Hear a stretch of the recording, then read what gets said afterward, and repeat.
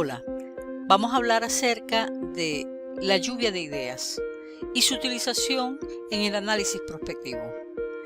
Esta poderosa herramienta no deja de ser muy útil como un estímulo constante a la creatividad y al nacimiento de nuevas ideas que permitan ver futuros escenarios. Para comenzar, veamos un poco hacia dónde se dirige la perspectiva estratégica, iniciando con la premisa de no tolerar el azar. ¿Por qué? Porque como nos dice Taylor, cuando algo es urgente ya es demasiado tarde. Es no llegar a ese punto de no retorno, sino observar, mirar hacia el futuro y ver las acciones que pueden tomarse para enrumbar hacia el futuro deseado. Hay varias preguntas que se nos plantean, tales como ¿el mundo ha cambiado? ¿Y dónde hemos estado nosotros? Vemos que cada día hay nuevos elementos dentro de la sociedad y que la constante sigue siendo el cambio. Por tanto, hay que visualizar de manera prospectiva hacia esos cambios, anticipándose a ellos. Otra pregunta fundamental es ¿quién toma las decisiones? ¿Y el cambio en nosotros? ¿Hacia dónde va? ¿Es posible? ¿Cómo vamos a cambiar? ¿Por qué planear? ¿Por qué planificar? Estos son elementos que nos permiten enfocarnos en lo que ha de ser la planeación prospectiva. De acuerdo con Riklan, hay una gran diferencia entre lo que significa la previsión y lo que es la incertidumbre. La previsión es la construcción, como podemos ver acá en la imagen, como círculo que va creciendo. Es decir, partimos desde un elemento focal y vamos ampliando la visión hasta poder identificar mayores perspectivas. Pero también puede ser al revés. Podemos ir desde una perspectiva amplia para ir focalizando y llegar hacia aspectos medulares que van a determinar el comportamiento futuro. En este caso, se recomienda la técnica de Delphi para este trabajo. Pero por otra parte tenemos la incertidumbre. A pesar de que seamos previsivos, no deja de existir la incertidumbre. Y la incertidumbre se puede visualizar como acá en esta segunda imagen, como flechas que apuntan en distintas direcciones. Por tanto, es fundamental en ese análisis previsivo tomar en cuenta esas posibles direcciones que se les denomina escenarios.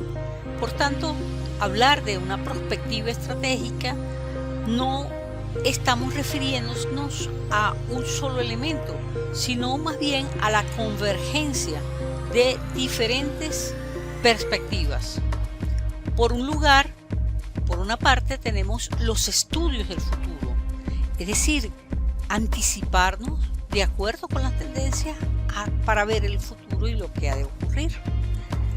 Por otra parte tenemos la nueva planeación estratégica, es decir, tomando en cuenta los elementos que se han incorporado a través de las nuevas teorías y los elementos para identificar lo que es la planeación y generar estrategias en función de esa planeación. Por otra parte tenemos el desarrollo organizacional, que es uno de los vértices que apunta en esa convergencia de lo que es la perspectiva estratégica. El desarrollo organizacional es aquel que facilitará entonces los elementos para anticiparse al futuro. Pero por otra parte tenemos la perspectiva científica y tecnológica, porque una de las áreas de mayor crecimiento en la vida actual es precisamente el área de ciencia y tecnología. Para Marsh y sus colaboradores, la perspectiva estratégica no es más que la convergencia de todas estas áreas. No podemos identificar estudios a futuro sin realizar un desarrollo organizacional. No tiene sentido desarrollar estudios a futuro si no realizamos una planificación estratégica. Y por supuesto, todos nuestros estudios, todas nuestras perspectivas deben tomar en cuenta lo que en la actualidad se conoce como la perspectiva científica y tecnológica, o lo que se denomina también la transformación digital. Pero para entender las claves de la perspectiva, Godet y colaboradores nos dan algunas orientaciones. A veces pensamos que en esa imagen donde se apuntan en distintas direcciones, vemos que pareciera que el mundo, en la medida que cambia, van cambiando también los problemas. Pero, de acuerdo con estos autores, el mundo cambia, pero los problemas continúan, los problemas permanecen. Es decir, los problemas humanos, los que caracterizan al ser humano, continúan siendo constantes dentro del mundo de hoy. También hay que tomar en cuenta los actores clave en los puntos de bifurcación, es decir, en todos estos cuellos de botella y en todos estos elementos que identifiquemos como neurálgicos dentro de la perspectiva. Es importante identificar cuáles son los actores claves, porque estos son precisamente los que van a ejecutar las acciones para realizar el cambio. Por otro lado, Godet nos habla acerca de que no hay que complejizar tanto. A veces tenemos la idea o pensamos que mientras más complejo es porque estamos aplicando técnicas más sofisticadas de trabajo y estamos llegando mucho más allá de lo que otras personas han llegado. Y posiblemente lo que estamos es complicando. Estamos complicando y volviendo más complejas las situaciones. Por otra parte, en el trabajo prospectivo es fundamental plantearse buenas preguntas, pero no podemos confiar en todas las ideas que se reciben. Hay que desconfiar de las ideas recibidas, hay que sopesarlas, hay que evaluarlas y sobre todo utilizar métodos científicos que permitan realmente determinar su validez dentro del contexto en el cual se está trabajando. Por otra parte, Godet nos indica que de la anticipación a la acción hay que pasar por la apropiación. A veces pensamos hacer sencillamente un plan y empezar a trabajar sobre eso, pero para poder realmente tener una acción eficaz es necesario que los actores involucrados se apropien de las ideas fundamentales y actúen sobre ello. Así pues, en la fase de la perspectiva estratégica hay que pensar en escenarios hacia los cuales están apuntando esos diferentes elementos de la incertidumbre, pero hay que planear en función de esos escenarios. Así entonces, el proceso de la perspectiva estratégica, tal como lo indica Gil Bolívar, va desde el diagnóstico hacia la acción, pero la perspectiva es el paso siguiente a el diagnóstico, es decir, determinar el estado futuro que puede ocurrir aplicando diferentes métodos. Así vamos desde el estado presente, desde el análisis estructural, observamos lo que puede ocurrir en el estado futuro para luego generar la estrategia. Al generar la estrategia es importante identificar posibles acciones. Para identificarlos aquí tenemos, podría llamarse una lluvia de acciones, pero también la técnica de lluvia de ideas puede guiarnos en esos futuros deseables para identificar los elementos asociados con las estrategias. Finalmente, el ámbito de la acción involucra ya la toma de decisiones. ¿Qué hacer? Allí entonces tenemos otros aspectos como son la arquitectura estratégica. Es precisamente en este momento de visualizar ese futuro deseable en el cual necesitamos que los colaboradores y los participantes se quiten todos los prejuicios de encima y puedan entonces observar ese futuro de una manera amplia e innovadora. Así entonces la técnica de lluvia de ideas surge como el método de intercambio en el cual los participantes pueden hacer sus intervenciones sin ningún tipo de filtro. De tal manera de que se recojan todas las ideas sin evaluación, sin censura, para luego valorarlas, evaluarlas y tomar aquellas que resulten más útiles. ¿Cuáles son los aspectos positivos de esta técnica de la lluvia de ideas? Pues sencillamente su facilidad. Es muy sencilla de aplicar y no se requieren conocimientos altamente especializados, sino que se mantiene sencillo tal como lo indica Godet. Pero el aspecto negativo de esto es porque como hay ausencia de reglas, no todas las sesiones dan resultado y requiere gran disciplina el trabajo con la lluvia de ideas.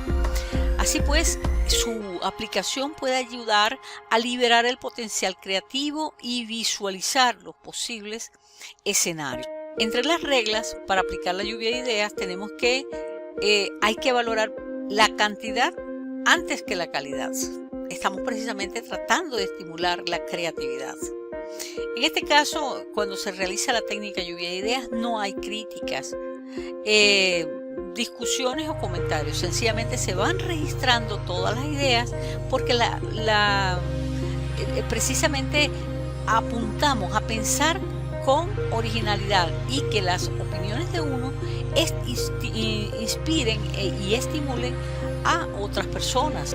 Seguramente ya has participado en una lluvia de ideas, una tormenta de ideas, como se le dice en inglés, pero para hacerlo adecuadamente es necesario nombrar una persona que sirve de líder para las discusiones, es el moderador.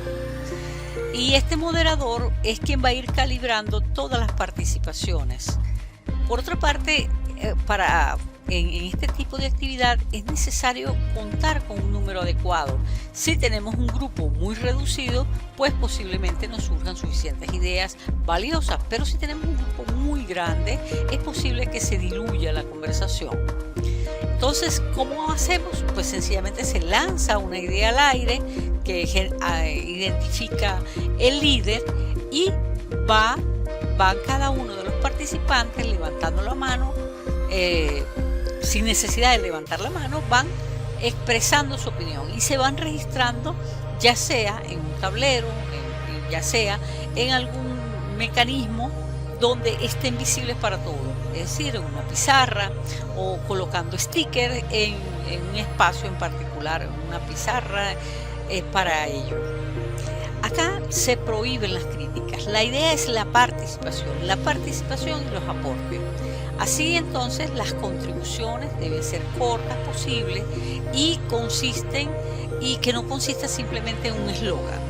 El moderador, por supuesto, se registra todas las ideas, la duración máxima es de 30 minutos y después de la evaluación de las ideas se deja la discusión abierta para sopesar los resultados. En la literatura encontramos algunos consejos para realizar una buena lluvia de ideas. El moderador de este tipo de actividad debe orientar la discusión para que todos participen. La opinión, la participación de todo es importante. Por lo tanto, el moderador debe dirigirse a las personas que aún no han participado y motivarles a participar. También hay que ir haciendo breves reseñas, resumen de las ideas que se han formulado para que las personas puedan ir reflexionando e ir aportando nuevas ideas. De igual forma, la idea que ya ha sido presentada, orientar brevemente para ver si puede ser modificada de manera que surja una nueva idea a partir de una ya existente. También es la motivación, elogiar las nuevas ideas en el momento apropiado, no evaluarlas, sino motivar a los participantes para continuar en ese proceso. Pero por otra parte, hay momentos en que se produce un bloqueo absoluto. Por lo tanto, es importante tomar unos descansos cuando está bloqueado. Recordemos también, se ha indicado anteriormente, que todas las ideas tienen que estar visibles para todos, es decir, puede estar en una pizarra, y allí entonces todos los participantes pueden ir viendo el progreso de las ideas que se han lanzado. Finalmente, no hay que subestimar el contexto. Es decir, la lluvia de ideas tiene que hacerse dentro de un ambiente donde se estimule la creatividad. Si las personas están con sus teléfonos celulares encendidos, están contestando llamadas, están en su labor de trabajo, en su horario de trabajo y son interrumpidos por otros colaboradores, pues indudablemente no va a haber la concentración adecuada. Por otra parte, el mirarse a las caras, el estar en mesas redondas, si está personas de diferentes jerarquías, no establecer esa estructura jerárquica a fin de que las personas que están en posiciones de mando no estén influyendo constantemente para llegar a las ideas que ellos favorecen. Finalmente, los resultados de este tipo de actividad surgen a partir del consenso de todos los participantes. La lluvia de ideas es valiosa y sus resultados son evaluados por los participantes, quienes al final deciden cuáles son las ideas más destacadas. Finalmente, en prospectiva, hablamos del empleo de la lluvia de ideas para realizar procesos de reflexión colectiva, por ejemplo, análisis de problemas, diagnóstico de la organización, la identificación de variables clave, la identificación de fortalezas y debilidades en una matriz DOFA, la anticipación a decisiones estratégicas. Pero por otra parte es la visualización de posibles escenarios. Ejemplo, estamos trabajando sobre el futuro de América Latina en 2050, entonces necesitamos que las personas abran la caja de Pandora de la creatividad y empiecen a plantear ideas. Por ejemplo, en esos futuros escenarios, ciudades digitales, futuros del trabajo con tecnología, sinergias con tecnología futura, ejemplo de algunas cosas que pueden hacerse con esto, no necesariamente el tema, pero sí lo que es la visualización de escenarios posibles.